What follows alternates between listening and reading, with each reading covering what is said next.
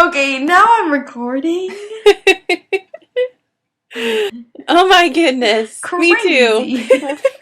No way. Well, welcome everyone. Welcome to Wingin' It, the West Wing Podcast. Yes, we still make this podcast. My name is Andrea.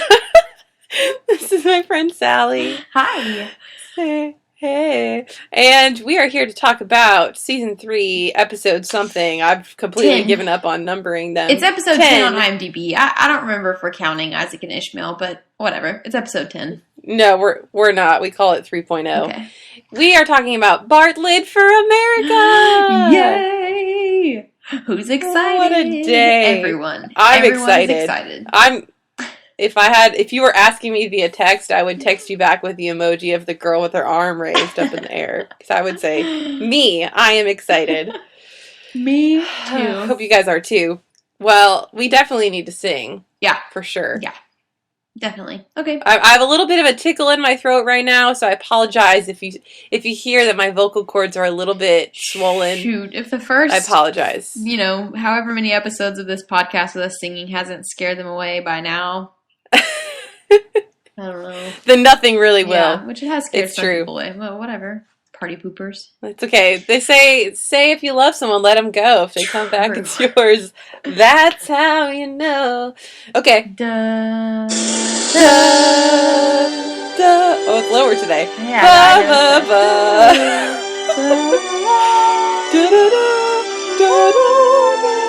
that might be the worst one we've ever done. I did start really low. I was possible. like, duh.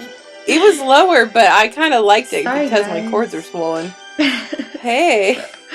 All right, let's jump into the TikTok because I'm excited and I'm ready to go. Yes. Do you want to take it away, Sure. or are you asking me to? So in this episode, there's a lot of emotional stuff. All the feels. Leo is testifying in front of the committee. I guess it's a committee because there's a chairman, so it's a committee that's investigating the whole MS Bartlet scandal hoopla. It's his day. It's finally in front happening. Of him, to be questioned. Yeah, it's finally happening. It does feel like a long time coming, but anyway, it's very ominous and very serious in the beginning. Well, there's also jokes, but anyway.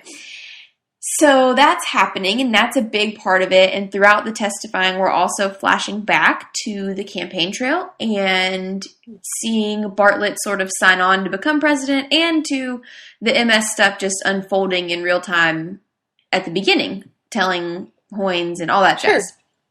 So all that's happening in flashbacks. At the same time, there are threats against several churches in Tennessee that they're going to burn them, which is not good. So the FBI is investigating that while Leo is away. And we get to see Agent Casper again. And I think that's mostly it. Josh is also trying to help Leo at the hearing to know success, although it ends up working out. But anyway, that's the majority of it, really. Yeah, it's really just the trial. And it is Christmas, which I love, of course, but it did kind of catch me off guard because last week was Thanksgiving. Yeah, it happened fast. We're not fooling around in West Wing world. I don't know when it all aired. I'm sure we could look it up, but it followed hard upon. Well, I don't even really need to ask you what you think about this episode. I love it. You love it, right? I love it. I don't know anybody that doesn't love it. Well, I mean, maybe there's someone in the world, but I think it's a pretty well-loved episode throughout the fandom. Wouldn't you say? Yeah, absolutely. Yeah. Just the mantra itself. Yes. I think sometimes on Instagram, I'll put that as a hashtag, just because it is a certain... Yeah, the mantra itself is something we can all latch on to. But here it is in its origin, in its genesis. Bartlet for America... Quick update, it aired December 12th, and The Women of Kumar aired November 28th, so probably right at Thanksgiving, if not right after, and then this aired December 12th, so. They just had a bye week. Yeah. Yes. Yeah, this was the last one before the holiday jump. So, There we go. Where do we begin? I mean, I don't know. Mrs. Landingham was in this episode. Mm-hmm. That's a random fact, but I liked that she was there. Yeah, I liked everything, but yeah. What else did we like? There was a notable quotable for sure when Mike Casper. So he's what, the White House's FBI liaison? I think he's am I just correct? Understanding an that correctly? FBI agent. I think he just happened to be heading up that task force. Okay, that's right. Yeah.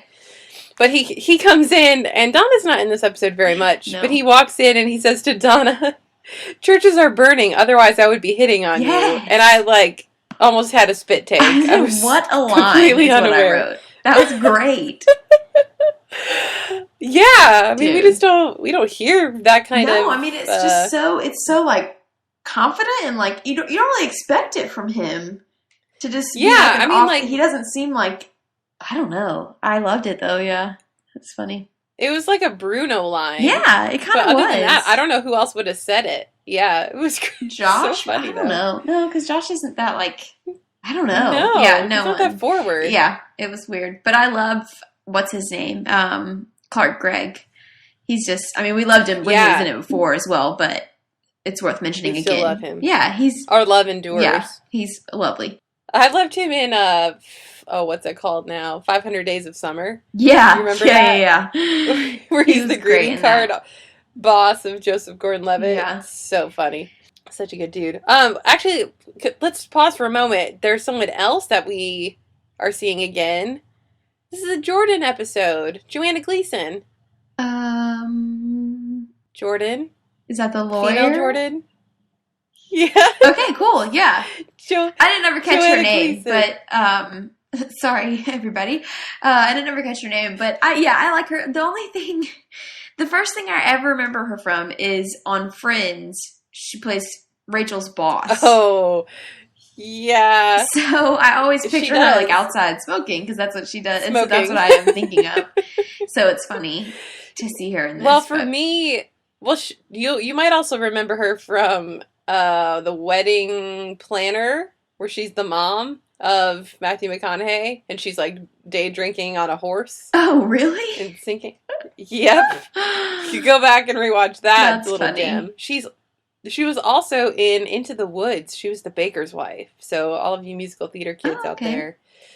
Yeah, so it's pretty exciting. Anytime I see her, I'm like, oh, she can really sing, but she's just not doing it right now. Anyway, I was excited to see her. Yeah.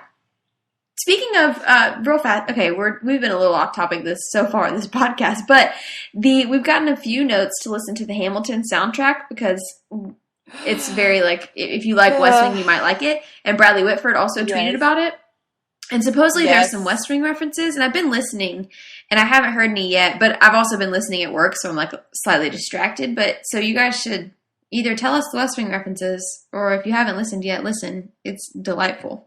I haven't listened yet, but I plan to. In fact, I'm going to New York in like 2 weeks, 2.5 weeks, and I'm planning on rushing and trying to get tickets to it because Bradley Whitford keeps tweeting. Yeah, I mean, you gotta trust Josh Lyman for everything. So, speaking of Josh, I love him throughout this episode trying to help Leo out. Oh, and I love, oh my gosh, the very first interaction he and Leo have. Josh and Leo are talking on the phone, and Josh is like, there are ways to get him out of the room, blah, blah, blah. He has a plan that Leo doesn't seem too keen on. And he says something like, do you know why? Or why I'm going to do this? Or something like that. And Leo says, you walk around with so much guilt about everyone around you dying that you're a compulsive fixer. And Josh says, no, it's because the guy's walking around and he falls in a hole, see? And that is just my favorite. I just love that interaction. I love Leo's line. Leo's line first is enough for me, is you walk around with so much guilt. Like, it's not a funny line, but I like that line. And then Josh saying, because the guy's walking around and falls in a hole, just like, ugh. The whole episode is just so much about, like, everybody's friendships and like everyone being so like fiercely loyal to each other. They're fighting for each other. Yeah. And it makes it even Cliff. It just has the stakes be so Cliff, which holy cow, we'll get to in a second, but what a champ. It makes the stakes so high, sort of. You know, like it just makes you feel so invested because you're like, everybody loves everybody. I love it. Yeah. There's so much heart. Yeah, like a lot of heart amongst the entire cast. Yeah, the flashbacks definitely help with that, of course. Except for, I will mention this here, except for the part that includes John Hoynes. There's pretty much, I don't think there's any scene with John Hoynes that I enjoy. That Honestly. one in particular, though, because really, I was not thrilled with. I mean, I was thrilled with it in the sense that it's good drama and it's good. It's good story, but him saying when he says the president says, "I'll like your answer now, John," and he says, "You'll have it when I give it, Jed." Yeah, no, sir. What? Sorry, if you haven't rewatched it, this is the part where Bartlet offers the VP position to Hoynes. Yeah, without and it's in. He wasn't playing any games or doing it. Like Hoynes walks in and he says, "I'd like you to be vice president." Done. Well, I think contextually we're to infer that Hoynes had just lost in the primary. Right. So, like, and he's pretty bitter about it. Yeah. Like, he's in no way a good loser. Whatever.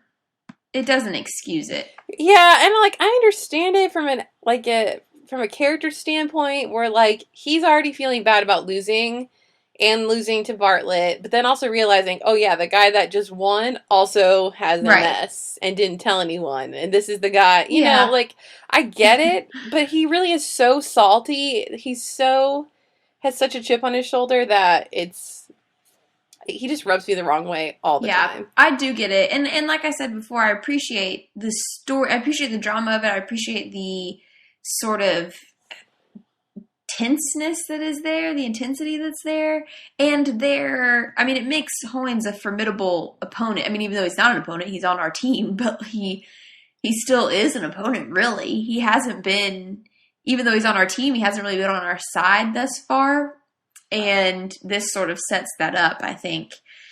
But it is annoying to watch. I mean, when he gets that sass with him, I was just like, nope. No, sir. No, sir.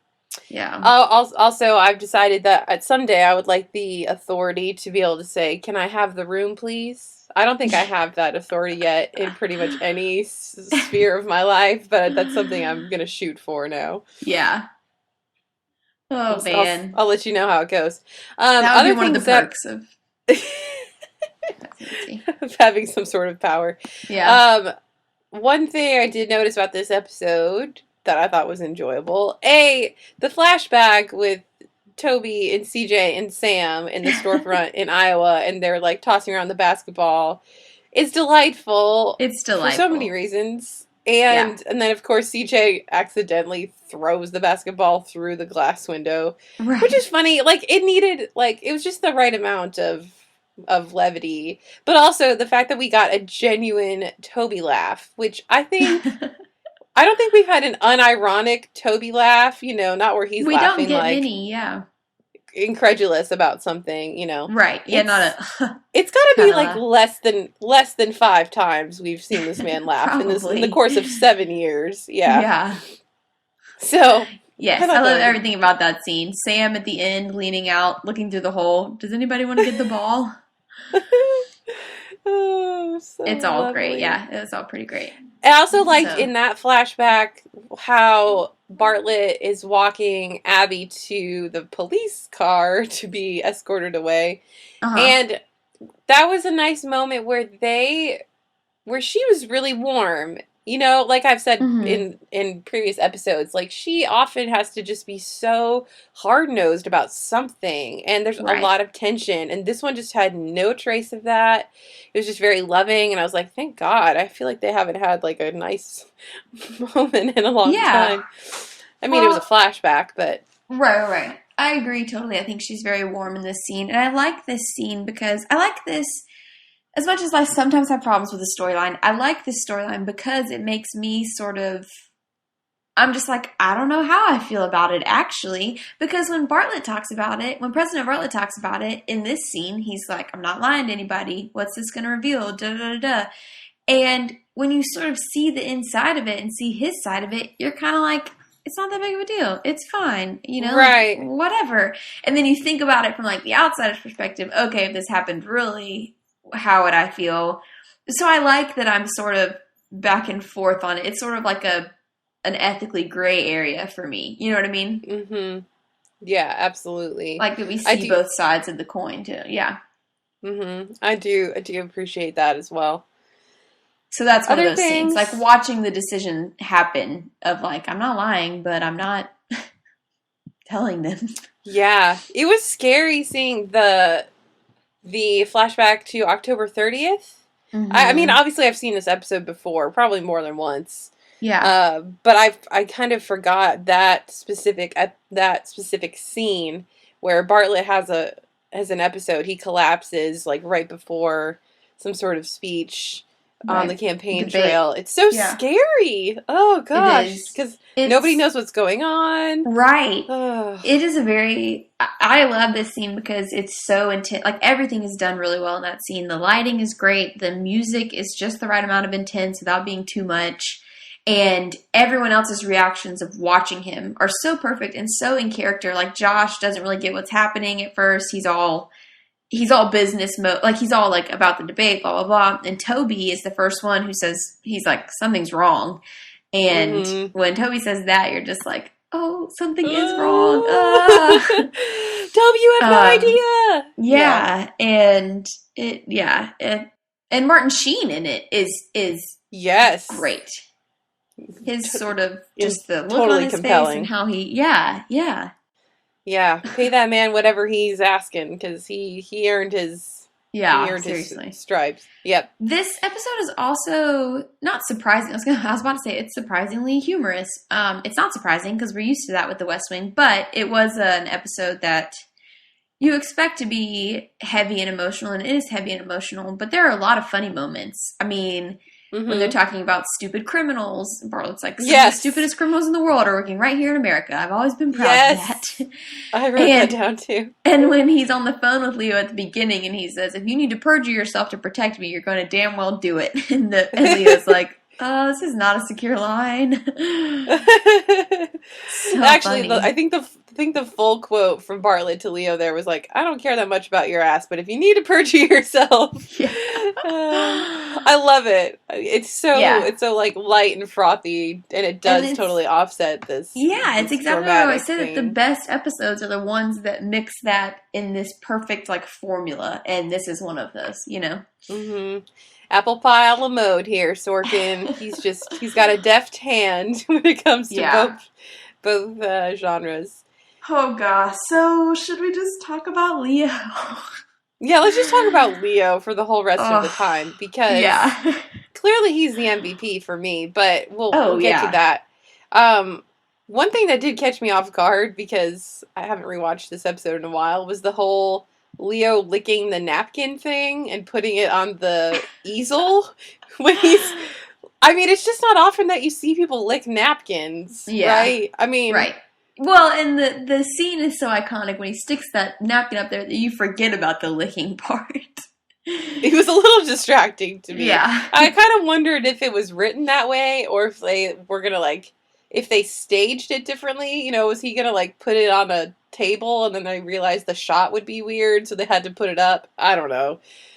But... Yeah, I don't know, but... I don't know. It's still... The moment is still iconic too. Afterwards, like when he slaps that napkin up there, my note is literally just said "the napkin" in all caps, because it's just. I mean, and without any spoilers for everyone who has seen the whole series, the napkin has a moment again much later in the series that is equally, if not more, heavy than this one. Which is surprising because it has all that saliva on it, and it still lasted so many seasons. It was well preserved. Yeah. Gosh, I mean, I hate to cut to it, but Leo crying at the very end. That's my note is when Leo cries, you cry, because you just do.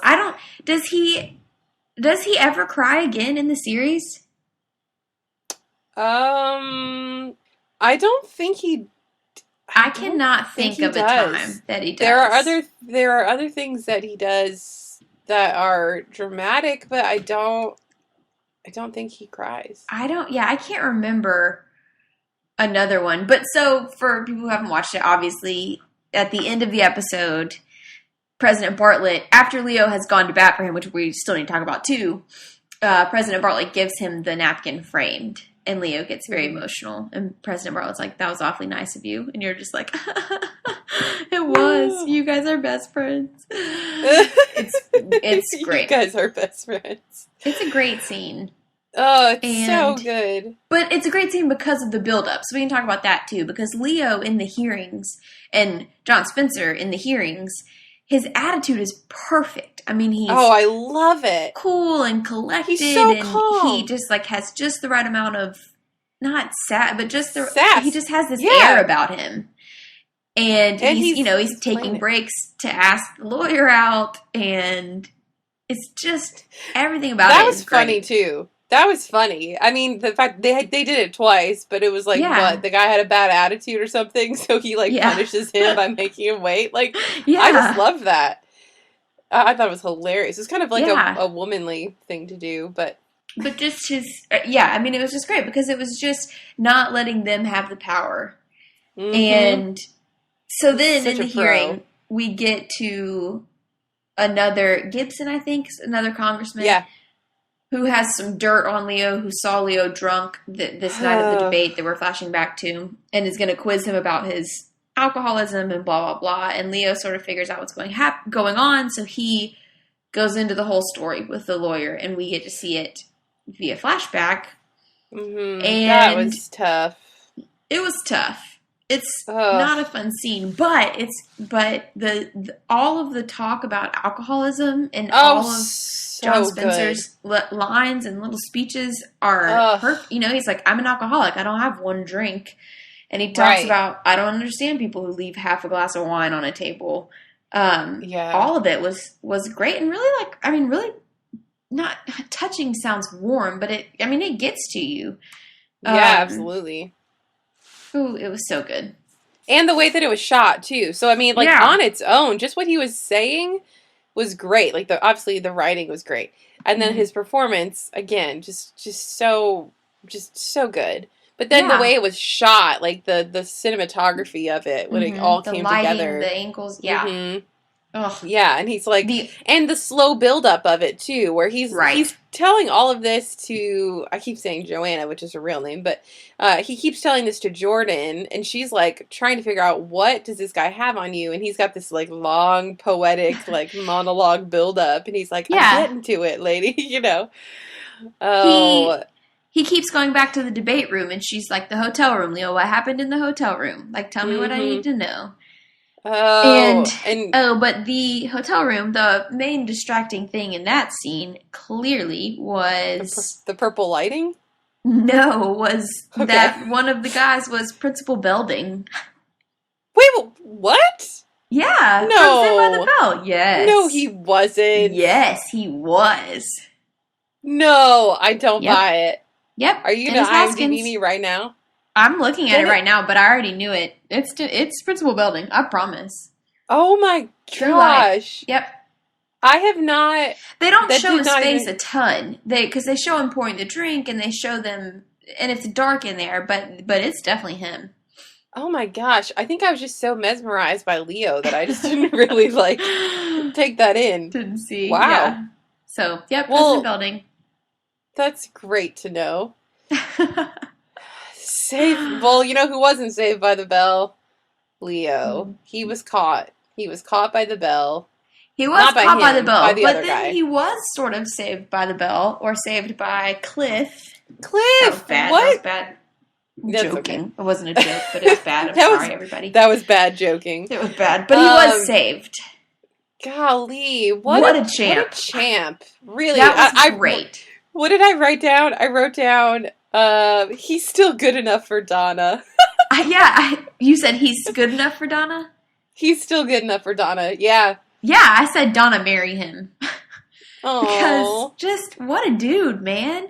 I just thought that was great. Because there was no political, there was political motivation in the sense that he said, like, you're ruining the party. Like, you're what normal people hate about us. Mm-hmm. But really, the motivation was, this man doesn't need to have his dirty laundry aired. Like, this isn't the place for that. This isn't what we want to do. That's not who we want to be. And it just, oh man, so idealistic. He calls it Bush League. I was just like, dude. Yes. Oh, yeah. You're the Cliff best. got major points. He could be an MVP in his own way. He could be. He could be like runner-up MVP. For sure. It's definitely open. Then you're still not sure if they're going to do it, and they go back into the committee to the hearing, and the congressman starts asking, and the chairman is like, nope, never mind, can't do it. And then he cuts him off, and you're just like, yay! Yes! Oh, what a win for and then Leo changes his date to Christmas Eve, so he has Christmas Eve plans, because earlier in the episode, another sad thing, he doesn't remember that it's Christmas Eve, or that it's going to be. And you're just like, Leo, live a happier life, dude. I mean, they work a lot. I don't know. They work a lot, but everybody else knows it's Christmas. Well, that's true. It was very sweet. I love that Joanna said yes. Dang it, Jordan. I love that Jordan says yes. Hey-o. Yeah. And I love that Bartlet is invested in this storyline, too, where he's just like, you know, what's she wearing? And do you like what she's wearing? And did you get a date? And I thought it was so cute. I thought it was cute, except the what's she wearing. I thought that was weird. I thought that was a step too far. Well, especially because he was watching them on TV. So, like, he could see what she was wearing. That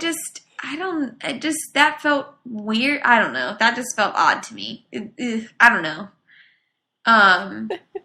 The how's she look, fine, that's fine. And then giving him a hard time about getting a date, that's fine. What's she wearing? Like, because what are you wearing is kind of a sexual. That's the whole. Yeah. Well, it's like that whole campaign that Amy Poehler and a bunch of other actresses are trying to combat on the red carpet because they want more substantive questions. Because they feel like those are the kind of questions that they're getting asked. So, yeah. I don't know. Yeah. But other than that, I really liked the way that Bartlet was just invested. And it's not often that we have any sort of romantical things happening for Leo. I think the last time we had anything close to it, it was like the Russian ambassador who was making a pass at him at the wrong time. Yeah. So, get down, man. Get down. Yeah, it's definitely good for Leo. I'm excited for Leo. That's probably my only bad note about this whole episode is that I wish Bartlet hadn't said, what's she wearing? Oh, heavens. Man. I mean, it's what else to say? Like, it's just so good. I loved CJ's hair in the flashback. Sorry to be Yes, I wrote that down too. Yes. I loved Leo standing up for Bartlet. Like, when he says something about one of the congressmen implies that MS is fatal, like, does Bartlet have a better chance of dying on the job? And Leo goes off and is like, it's criminal to imply that, blah, blah, blah. Yeah, you need to apologize to kids whose parents have that. Yeah. So he does just the right amount of, like, playing it cool, but also, like, standing up when he needs to. It is all just great. Yeah, this is probably the episode that has the least amount of Toby and Donna. I mean, yeah, probably Toby and Donna is the least, and CJ, except for the episode, thus far, except for the ones... 17 people. 17 people, which I just watched again last night. Yeah, even the whole scene with Leo, and you're wondering if he's going to take a drink or not, and you're just like, no, Leo, don't do it, don't do it, and then he did, and you're like, no, it's the worst. The worst. But in the best way. Yep. Oh, yeah. Yeah. Like, I'm sorry Leo fell off the wagon, but it makes some pretty good TV. Well, that's all I have to say about that, except for do we even need to say our MVP? I mean... Yeah. I mean... It's Leo. It's Leo. He wins. And he doesn't often get to win. And he's like the glue. Yeah, he is the glue. He's like the glue that just doesn't get enough recognition. Yeah, but today, he's getting his due share. Yep. Indeed. Hats off to you, Leo. Yeah. Well, if you guys have any thoughts or feelings on this episode that you want to send our way, you are more than welcome to. We love reading them. We are at TheWestWingPodcast at gmail.com. We're also on Facebook, Twitter, and Instagrams at Wingin It Pod. And we have so many exciting things happening. I can't even tell you all. I mean, I can. I'm telling you that I'm going to be interviewing somebody from The West Wing this week, and we have more more cast members who are saying yes. So it's insane, and we're really excited. Things are happening. So things are happening. All right. Well, that's it. Bartlet for America. Yeah, no, but really. I might just go watch it again. All right. Okay. Yeah, seriously. See y'all later. Bye.